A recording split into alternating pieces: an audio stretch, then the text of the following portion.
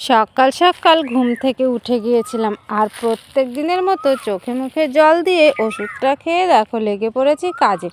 কাজ বলতে সকালবেলা বাসি ঘরটা ঝাড় দিয়ে নিয়েছি, আর ঝাড় দেওয়ার পরে দেখো উঠোনটা ঝাড় দিতে শুরু করেছি। আর ওই যে ঘরের সামনে জুতোটা ছিল সরিয়ে রাখলাম, আর আমার জুতোটা পায়ে পরে নিলাম। তা চলো বন্ধুরা, শুভ সকাল আমার প্রিয় বন্ধুরা। আশা করছি তোমরা যে যেখানে আছো সকলে ভালো আছো এবং সুস্থ আছো। নদিয়া জেলার ছোট্ট একটি গ্রাম থেকে আমি অনিতা তোমাদের সকলকে জানাই আমার ব্লগ চ্যানেলে অনেক অনেক স্বাগত আর অনেক অনেক ভালোবাসা। এখন বাজে ঘড়ির কাঁটায় সকাল ঠিক 5:30, আর আজকের ব্লগটা এখান থেকেই শুরু করছি। যদি আমার ভিডিওটি ভালো লাগে তাহলে আমার চ্যানেলটি সাবস্ক্রাইব করে আমার পাশে থেকো, আর তোমাদের ভালোবাসা আমাকে অনেক দূর পর্যন্ত পৌঁছে দিতে পারে। তো বন্ধুরা, তোমাদের কাছে একটাই অনুরোধ, আমার এই ছোট্ট চ্যানেলটির পাশে থেকো। তো বন্ধুরা দেখো, ঘরের সামনের দিকটা কিন্তু পুরো ঝাড় দেওয়া হয়ে গেছে, আর এখন দেখো এই আম গাছটার দিকে ঝাড় দিয়ে দিচ্ছি।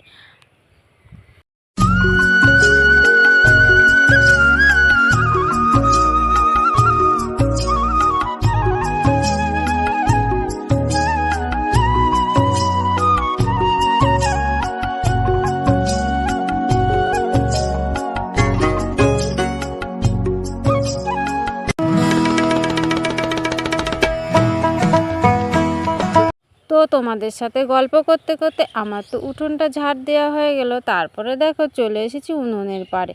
বাসি উনুনের ছাইটা তুলে নিয়েছি, আর উনুনের পাড়টা ভালো করে ঝাড় দিয়ে নিয়েছি। উনুনের পাড়ে তো একদমই অল্প জায়গা রয়েছে, খুব একটা জায়গা নেই, তাই অত ঝাড় দিতেও হচ্ছে না আর অতটা লেপতেও হচ্ছে না। তো যাই হোক, দেখো আমার উনুনটা ওদিকে লেপা হয়ে গেছে, আর এখন এদিকে লেপে নিচ্ছি, অল্প একটু জায়গা রয়েছে সেইটুকু পুরোটা লেপে নিচ্ছি। তো উনুনের পাড়টা লেপা পোছা কমপ্লিট করে দেখো আবার চলে এসেছি সোজা কলপারে।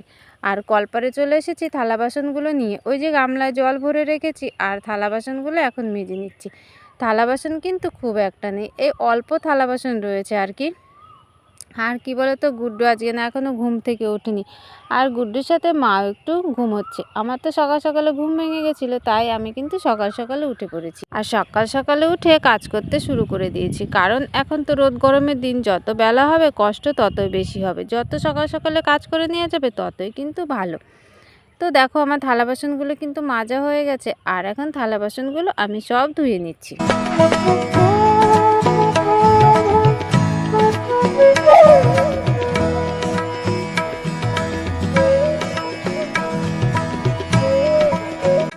থালা বাসন মাজতে না মাজতে দেখো গুড্ডু আর মা উঠে পড়েছে, আর ওরা উঠতে না উঠতে আমি সোজা চলে এসেছি ঘরে। আর ঘরে এসে দেখো একদম জালনাটা দুদিকের খুলে দিয়েছে, উপরের পাট নিচের পাট পুরোটা খুলে দিয়েছি।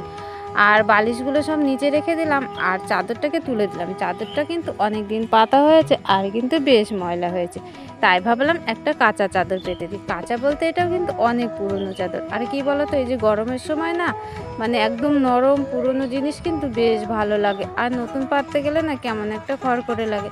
সেই জন্য এই চাদরটাকে আর বাদ দিচ্ছি না।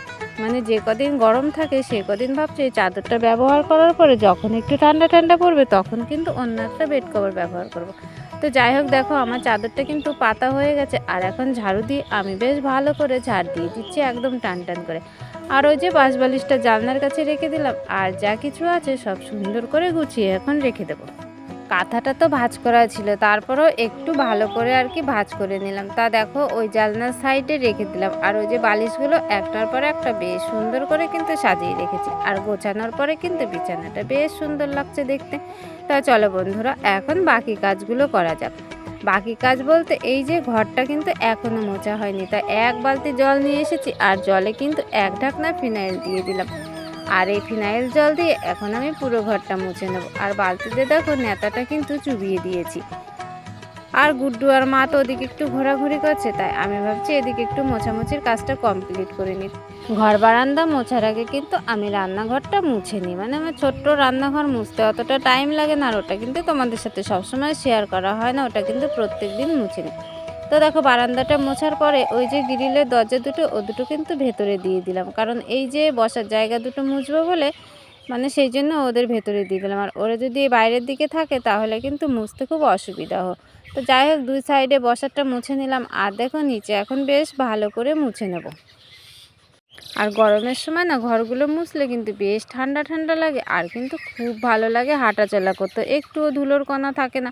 আর ধুলোর কণা থাকলে তো বেশ ঘর দিয়ে হাঁটাচলা করতে একটুও ভালো লাগে না, আর সবসময় না পায়ে একটু একটু বাড়তেই থাকে। তো যাই হোক, সিঁড়ির ধাপগুলো আমার সব মোছা হয়ে গেল, আর এই যে দেখছো এইটুকু হচ্ছে ঢালাই করা আছে, এইটুকু জল দিয়ে একটু ভালো করে মুছে নিলাম।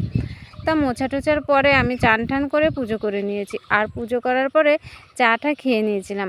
খেয়ে দিয়ে দেখো সোজা চলে এসেছি উনুনের পাড়ে, আর উনুনটা ধরিয়ে দিয়েছি ওই যে প্রত্যেক দিনের মতো, ওদিকে ভাতের হাঁড়ি দিয়েছি, এদিকে কড়াইয়ে জল দিয়ে দিয়েছি। আর মা অল্প শাক তুলে নিয়েছিল, আর ওইখান থেকে কটা লাউ শাক এনে আমাকে দিয়ে দিল। তাই শাকগুলো এখন আমি সেদ্ধ করতে বসিয়ে দিয়েছি, আর দিয়ে দেবো 4-5টা লঙ্কা। লঙ্কাগুলোও কিন্তু শাকের সঙ্গে সেদ্ধ হয়ে যাবে, তাহলে বেশ ভালো হবে, আর হচ্ছে চিড়ে দিতে হবে না। তো চলো এখন আমি শাকটা সেদ্ধ করে নিই। তো শাক দেখো আমার সেদ্ধ করা হয়ে গেছে, আর এখন দেখো কালো জিরে ফোড়ন দিয়ে আমি শাকটাকে সুন্দর করে ভাজা ভাজা করে নিচ্ছি। ওই যে আজকে তো আমাদের নিরামিষ, সেই জন্য আর হচ্ছে পেঁয়াজ দেওয়া হয়নি।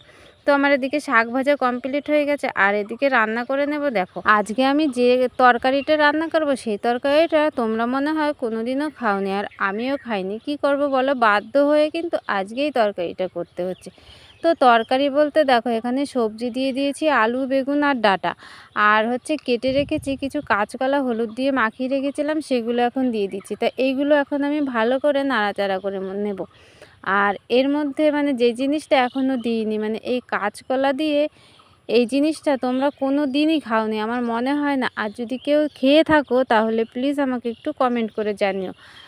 আমি তো কোনো দিন খাইনি, কিন্তু আজকে প্রথম রান্নাও করছি আর খাচ্ছি।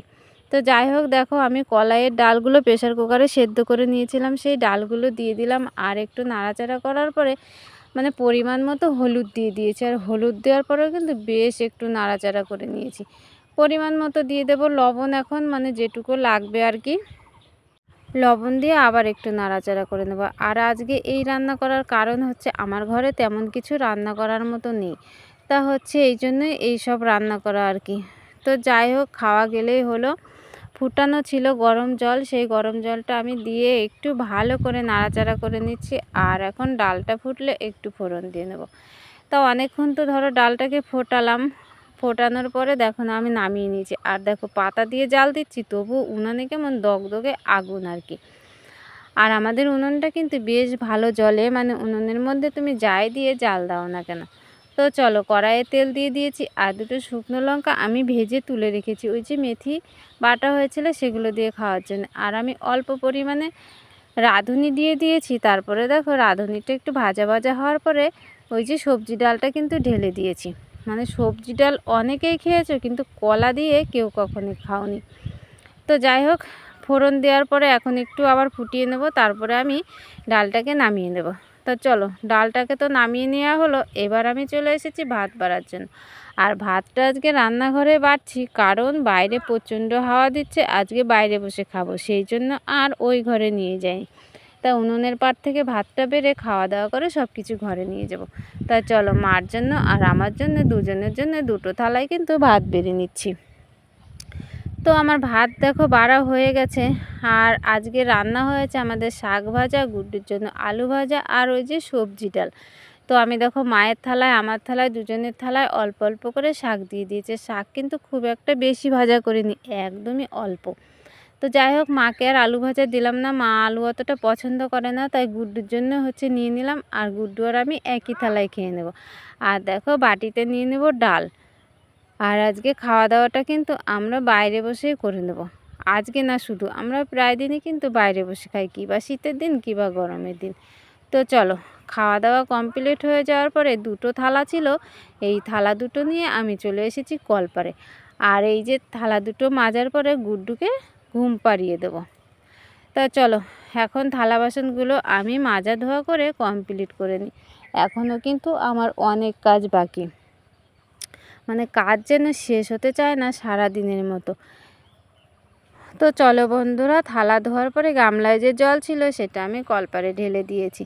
আর এই যে দেখো থালা বাসন ধুয়ে রাখার পরে আমি দেখো চলে এসেছি বিকেলের কাজ করার জন্য। ওই যে বিকেলের কাজ বলতে ঘর ঝাড় দিয়ে আর উঠোন ঝাড় দিয়ে, আর ওই কিছু কিছু গাছ লাগিয়েছি সেগুলোতে একটু জল দিয়ে।